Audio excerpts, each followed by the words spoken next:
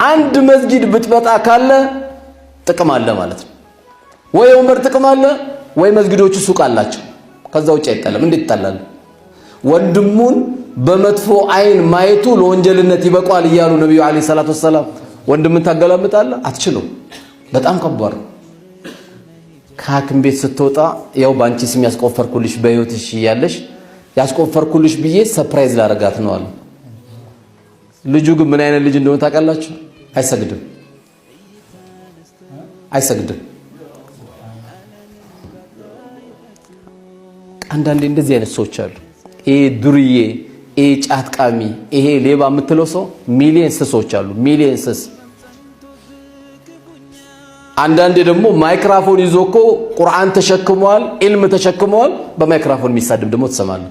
ዳዋውን ሲጀምር ኢነል ሐምደሊላህ ብሎ ጀምሮ ማለት ነው። መስጊድ ገብቶ ወንድሙን አገላምጦ የሚወጣል። ወንድሙን አገላምጦ ይወጣል።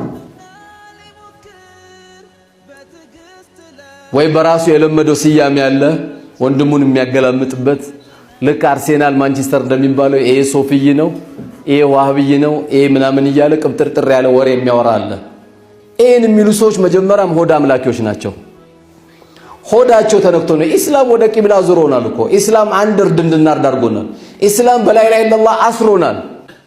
ስለዚህ እዚህ ስለገባን ብቻ አይደለም። እኔ አወል ሰልፍ ሰገድኩኝ።